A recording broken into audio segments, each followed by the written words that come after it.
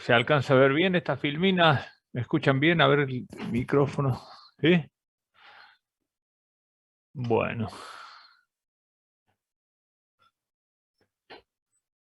Bueno, tenemos entonces que habíamos definido en la clase pasada que era la tensión en un punto. Lo habíamos definido como un concepto matemático, ¿no es cierto? Que era el límite o la toma de límite y llevando al infinitésimo de la fuerza elemental obrando en un punto o en un área, digamos, en el límite, esa área se transforma en un punto, ¿m? Y entonces en esa área tenemos una fuerza elemental, delta F, sobre delta área, y ese cociente incremental o de infinitésimo y tomando límites y utilizando todos los conceptos que tenemos del cálculo, definíamos entonces lo que era la tensión en un punto. La tensión en un punto se define como este cociente que está acá, haciendo tender el área cero o, digamos, haciendo tender la cantidad de puntos que contiene este contorno a infinito. Y ese límite era un valor determinado, que era el valor de t, y que tenía un carácter vectorial, porque así lo tiene el delta Fi, ¿no es cierto? Entonces, al dividir el delta Fi dividido el delta Si, que se lo considera acá como un escalar, el cociente es incremental tendiendo a cero, es un valor finito y que tiene todas las características de un vector, es decir, tiene módulo, dirección y sentido. Bueno, delta SI es una de las áreas elementales que constituyen todo el área en el cual estamos integrando.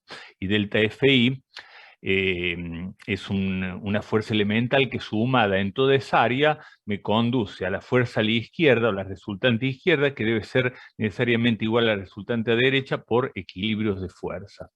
Bueno, y así habíamos visto lo que era el régimen de tensión en un punto, en el cual se pasaban infinitos planos, y como la tensión se podía descomponer en una componente normal y una componente tangencial a través del plano pi de su normal, o sea, n es un versor que es normal al plano pi, luego toda tensión que la considere en ese punto o en esa área infinitesimal, ¿no es cierto?, se puede descomponer en el versor normal y otra en el versor tangencial. Como el plano pi es arbitrario, puedo pasar infinitos planos por un punto y esos infinitos planos definen infinitas combinaciones de tau y sigma. Tau 1, sigma 1, tau 2, sigma 2, pero todos se refieren a la misma tensión, es decir, es como que tenemos distintas visualizaciones de una misma tensión T a través de su componente sigma 1, sigma 2, tau 2, etc. Es decir, está diciendo que en los infinitos planos podemos representar de infinitas maneras una misma tensión que es única en el punto y que depende del sistema de fuerzas y no del plano que en este caso obra como plano referencial. Y lo que habíamos dejado, habíamos visto como final de la clase pasada, es la consideración en el punto a través del tetraedro elemental, que en realidad dijimos que el plano pi, que es la cara tipo hipotenusa del tetraedro, no es otra cosa que un plano que pasa por A. Nada más que no podemos dibujarlo, entonces lo dibujamos como un tetraedro, pero tengan presente es el plano pi que forma el tetraedro, que está unido por estas tres rectas, es un plano que pasa por el punto A. Y en el punto A se hace este análisis. ¿Y qué es este análisis? Bueno, es representar una tensión que está obrando en el plano pi, o sea, este plano, lo marco en rojo y lo pinto en amarillo, en esa hay una tensión T. Bueno, esa tensión T la vamos a equilibrar con tres grupos de tensiones ortogonales, es decir, acá, por un lado, en el plano pi, de un lado del plano pi está actuando una tensión T, que acá en otra se los he dibujado, acá está, en el plano pi, está actuando T, con su componente normal y su componente tangencial. Pero por otro lado, desde atrás, digamos, en el punto A, está actuando este grupo de 3 tensiones ortogonales. O sea que el equilibrio sabemos que es con fuerza, que no se equilibran tensiones. Entonces, la tensión T, esta que está acá, actuando en el plano pi, sí es una fuerza, porque tensión por fuerza, así como dijimos que delta Fi sobre delta A es igual a la tensión T, el límite S, de la misma manera podemos decir que la fuerza delta Fi es igual a delta área, que es un escalar, o S, le llamamos delta S, por T. Es una ecuación vectorial. De un lado está la fuerza de delta Fi, por otro lado está delta S, que es un escalar, por un vector. Entonces, quiere decir que la fuerza que está actuando en el plano pi es T vectorialmente por el área de este plano pi del tetraedro. Eso es por un lado.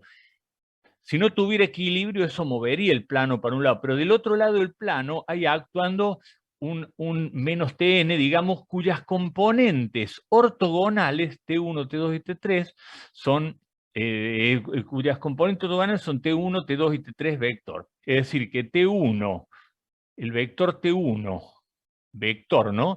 Más el vector T2, más el vector, perdón, por un área, por otra área es igual a delta S por T. Es decir, hay un equilibrio de fuerzas.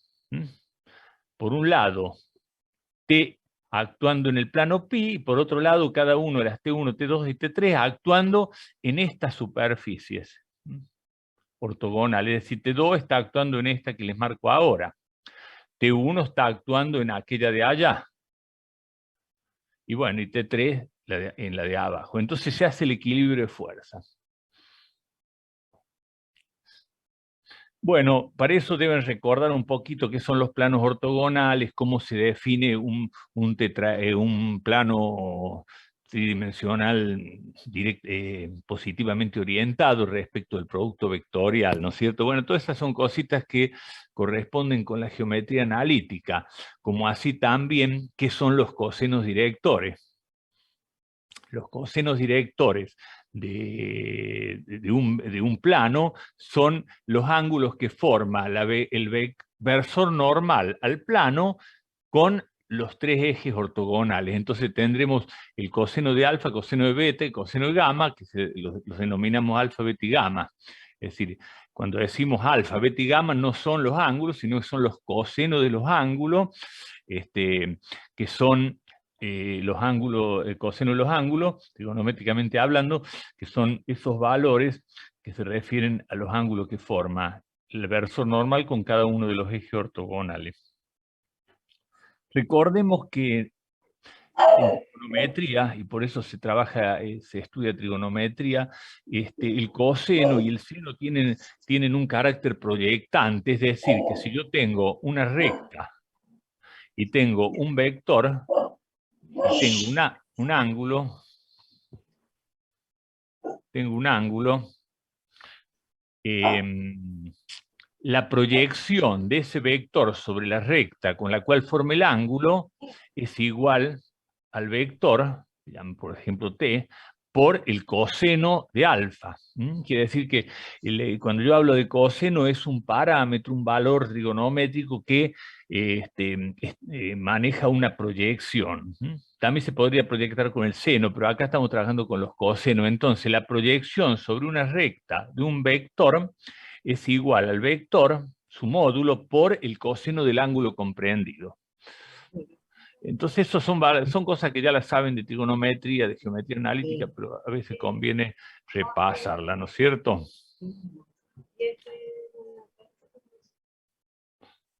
Un segundito. Bueno, voy a sacar esto. Bueno, entonces se establece acá, ya lo habíamos visto, una ecuación de equilibrio. Esto que está acá es la fuerza que actúa sobre el plano de diferencial Sn, debido a la tensión Tn, esta que está a la izquierda,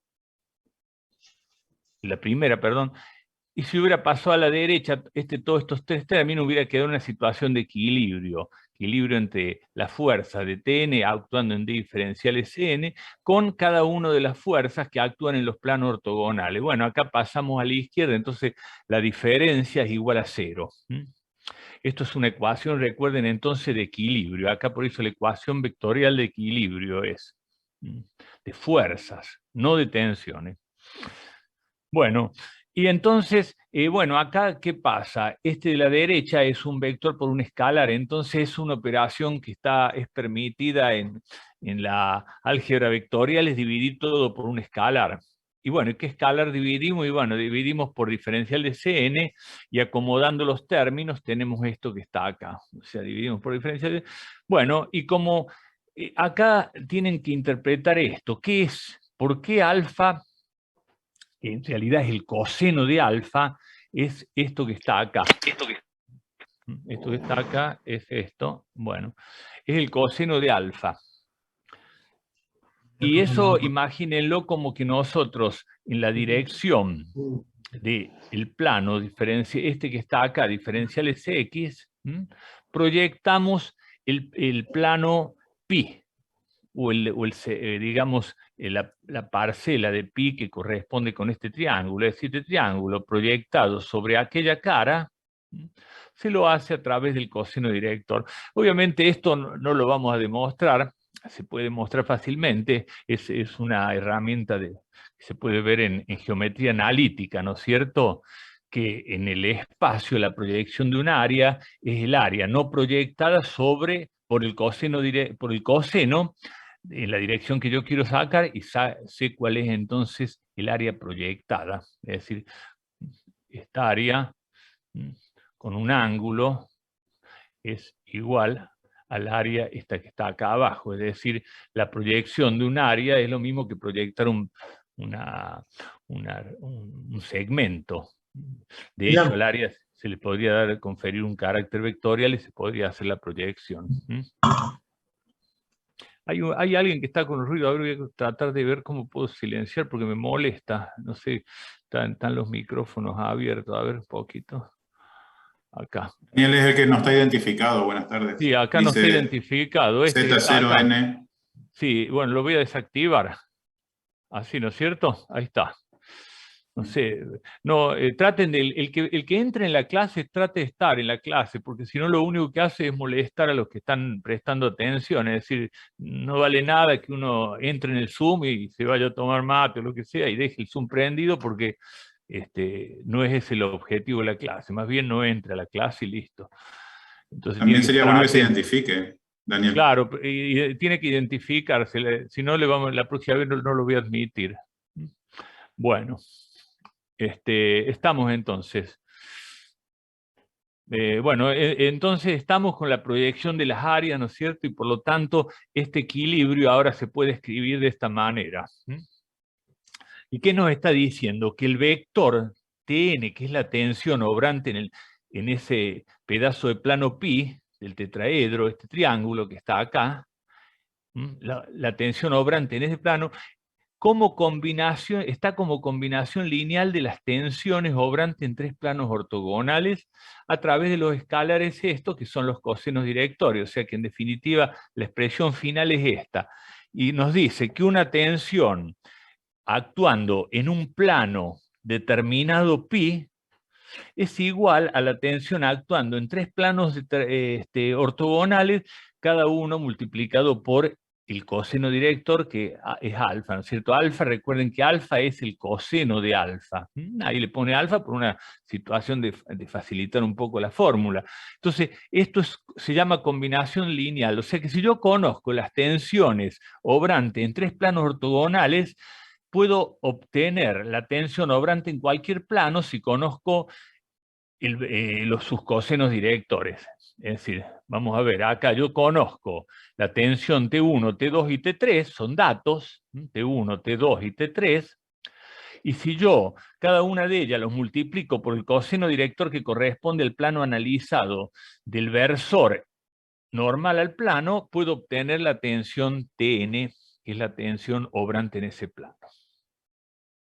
Es una relación analítica. Bueno, ahora bien, yo había definido, lo habíamos definido, a ver dónde, por acá.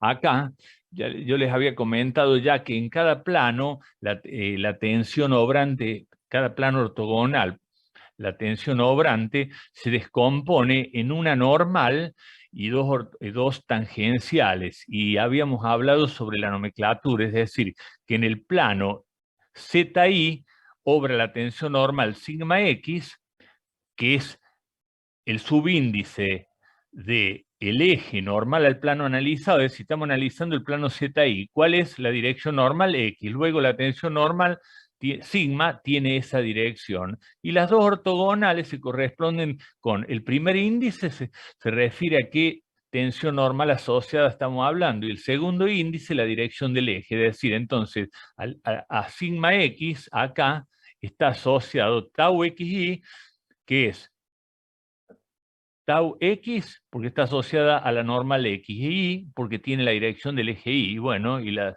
Z lo mismo. Para cada uno de los planos ortogonales se definen esas tres tensiones. Acá lo pueden ver, miren un poquito ahí. Y se puede expresar también como combinación lineal T1, T2 y T3, como combinación lineal de sigma X, tau XY y tau XZ, a través también de los versores en los ejes. Recuerden que I, J, K son tres versores, que son vectores cuyo módulo es 1, y cuya dirección son la del eje X para I, la del eje J, es I para el eje X, J para el eje Y y K para el eje Z. Son los tres versores ortogonales. Recuerden, entonces los tres versores será I, J, K. Son tres versores ortogonales. Y sigma X, tau XY, tau XZ se expresan, y todas las tangentes se expresan en esos ejes, y nos da las combinaciones lineales T1, T2 y T3. Esta es otra nomenclatura con subíndice, donde el eje, cuando tenemos índices iguales, es una tensión normal, y cuando tenemos ejes distintos, son tensiones tangenciales. Entonces, sigma X es T11. Esto es una nomenclatura nomás. A veces se la usa así porque cuando se utilizan ordenadores y todo ese, conviene hacer esos subíndices, digamos, con 1, 1, 1, 2, 2, 1, 2, 2, entonces se los puede direccionar fácilmente. Bueno, entonces estamos que esas son las tensiones normales y tangenciales.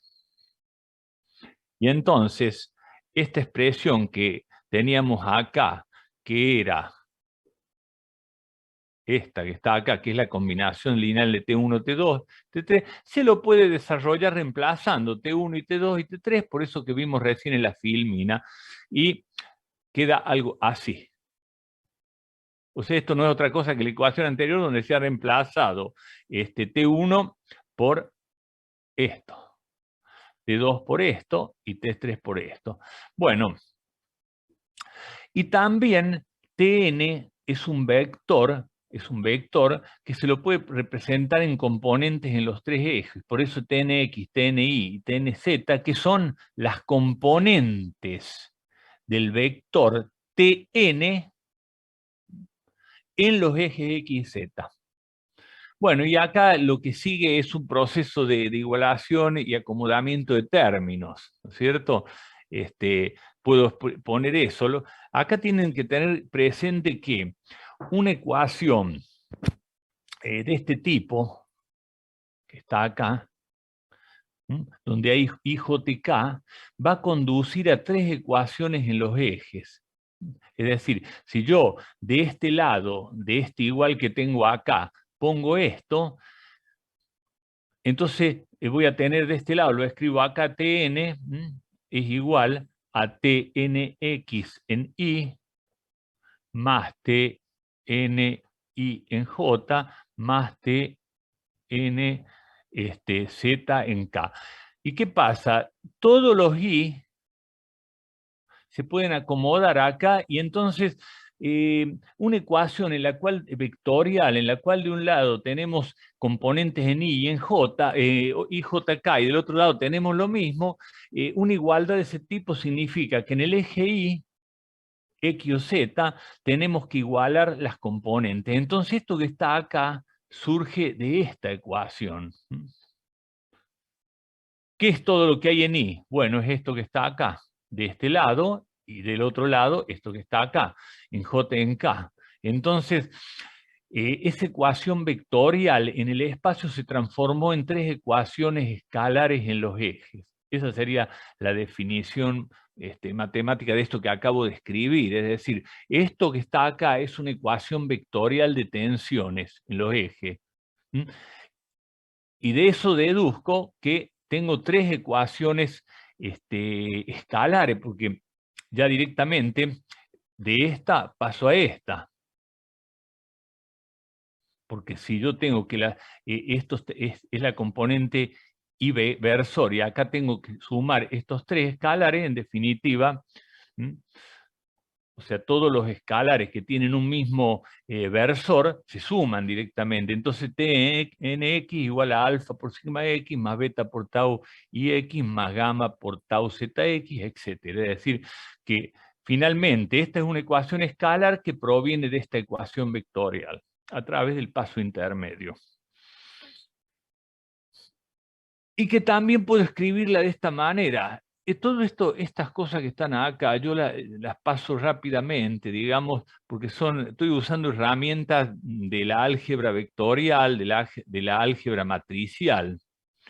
Es decir, esto que está acá, lo puedo expresar como esto.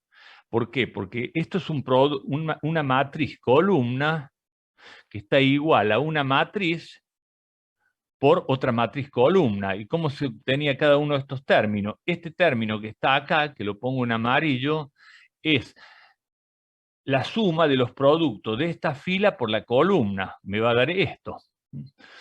Este segundo término es esta fila por la columna, y este tercero es esta fila por la columna. O sea que esto que está acá abajo es una representación matricial de este sistema de ecuaciones. O sea, esto es igual a esto.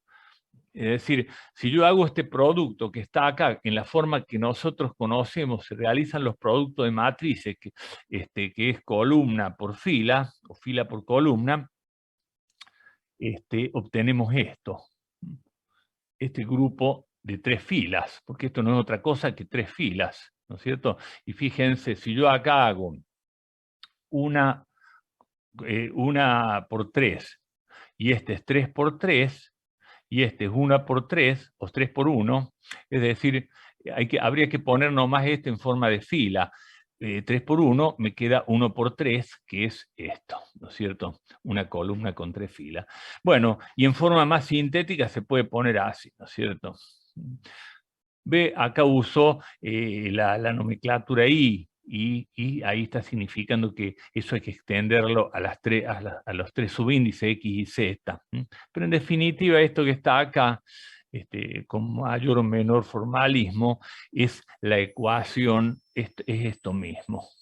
Esta expresión, que es muy distinta aparentemente, es la misma cosa, es decir, una forma sintética. En vez de escribir todo eso, yo escribo esto. ¿Y qué es sigma? Esto que está acá ya no es sigma normal. Sigma es una matriz, que así se le llama a la matriz formada por los 9 elementos que son sigma X, sigma Y, sigma Z, tau XY, tau XZ, tau IX, tau ZX, tau ZI, ZX, tau ZI.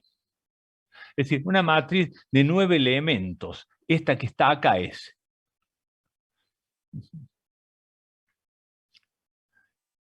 Tau XZ es esta, y este Z y Z. Bueno, esta matriz que está acá está condensada en esto. Cuando yo digo sigma, la matriz sigma tiene que pensarlo como la matriz de tensiones, en el cual son 9 elementos agrupados de tal manera que en la diagonal, recordemos que en una matriz, la diagonal principal es esta que estoy señalando.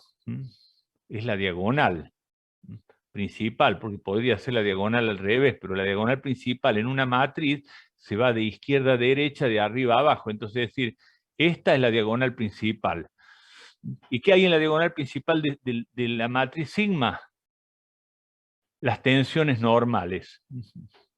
Y después ahora vamos a ver que a ambos lados de la diagonal principal están las tensiones tau, y en contradiagonales son recíprocos, es decir, vamos a ver que tau ix igual tau xy, y tau zx igual a tau xz, tau zi igual a tau iz. O sea, es una matriz que la formamos en definitiva por 6 elementos. ¿Por qué? Porque la matriz de tensiones, como vamos a ver, es una matriz simétrica respecto de la diagonal. Significa que es como que pongo un espejo, y si acá tengo un valor 2, acá debería tener -2. Es decir, cambia de signo, pero son tensiones, es simétrica, hay una simetría en los valores, ¿no es cierto?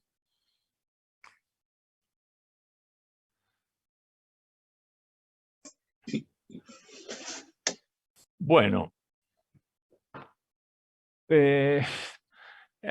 acá trata en las filminas que vienen del carácter tensorial de la matriz sigma. La matriz sigma ya dijimos lo que es. Ahora bien, ¿qué diferencia hay entre un tensor y una matriz? Porque acá vamos a ver que ahora le vamos a pasar a llamar tensor de tensiones. Pero ¿hay alguna diferencia entre tensor de tensiones y matriz de tensiones? Sí, hay una diferencia. Todo tensor en el espacio se representa por una matriz. Ahora, no todas las matrices son tensores. O sea que la matriz que es un tensor va a tener ciertas características, pero a su vez representa algo en el espacio. Para eso tenemos que ver qué es un tensor, o sea, la palabra tensor. ¿Qué es un tensor?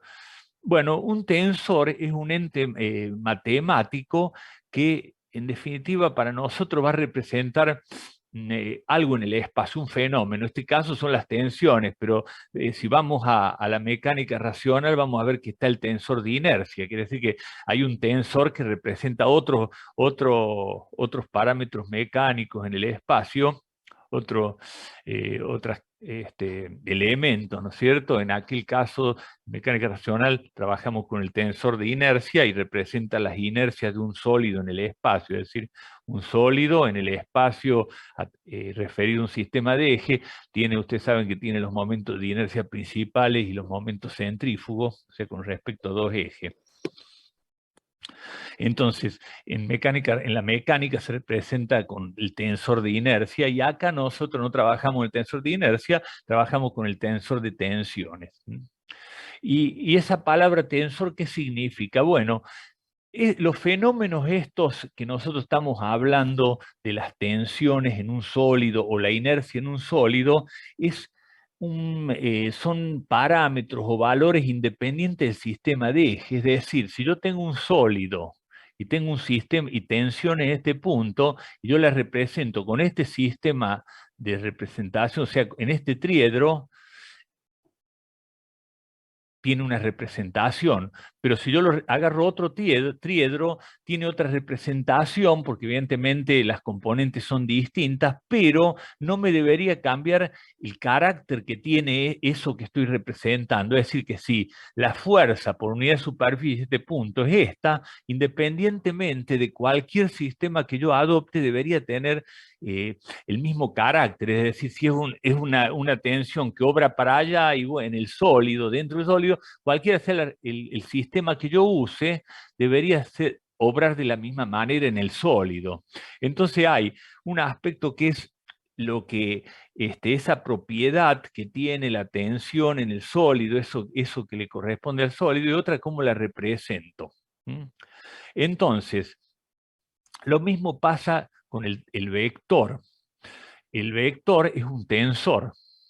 El vector es un tensor, vamos a ver que de orden 1.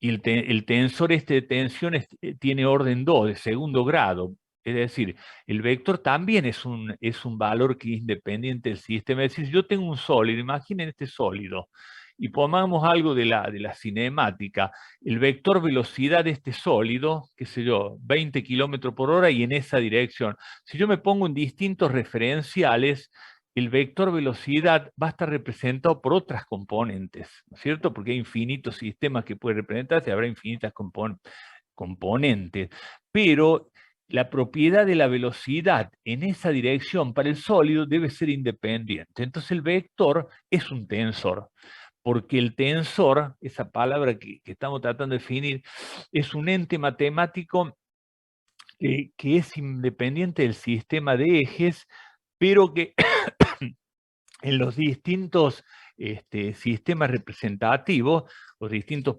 sistemas de coordenadas va a tener distintas componentes, pero tiene que tener propiedades intrínsecas a él mismo, independientes del sistema. Eso se llaman invariantes del T. Entonces, si yo, por ejemplo, para darle un ejemplo simple, tomo la velocidad del sólido, esta es la velocidad del sólido, digamos, 20 kilómetros por hora en esa dirección, un invariante es el módulo del vector. Ustedes saben que si yo pongo este sistema acá, tiene distintas componentes, pero cuando yo saque el módulo siempre me va a dar el mismo. ¿Por qué? Porque en el vector el módulo es un invariante. O sea, y tiene que ser así, porque los 20 kilómetros por hora me pongan un referencial o en otro es lo mismo, para la mecánica clásica, ¿no es cierto? Para otro qué sé yo, la mecánica relativista pues es distinto, pero mecánica clásica el módulo es un invariante. Entonces es un invariante. Bueno, entonces el vector es un tensor de grado 1. El escalar también es un invariante, porque si yo digo que yo ponga por ejemplo, ¿cuál puede ser un escalar? La temperatura de un cuerpo es una medida de un escalar. O sea, la temperatura de un cuerpo se mide a través de un escalar, que es 20 grados, 30 grados, un escalar. Ahora, cualquiera sea yo la escala que tome, cuando lo conduzca en grado va a ser siempre 20 grados, o sea que cualquiera que yo mida con un termómetro que empieza en menos 20 hasta 80, cuando yo mida, sí, me va a dar una medida relativa, pero cuando yo establezca las diferencias van a saber que es siempre 20 grados. Entonces el escalar es un tensor de grado 0. El vector es de grado 1 y el tensor, que acá llama tensor, pero en realidad es tensor de segundo grado, tiene 9 componentes. Entonces el vector tiene 3, el escalar tiene 1, porque es 1 a la 0, 3 a la 1 y 3 a la 2. Es decir, al grado que tiene. Es decir, el tensor que nosotros estamos acá es un tensor que tiene 3 a la 2. 3 por 3, 9 componentes. 9 componentes. Ya vamos a ver que hay simetría y por lo tanto hay iguales, componentes iguales, pero son 9 componentes. El vector es 3 a la 1. ¿Cuánto es? 3.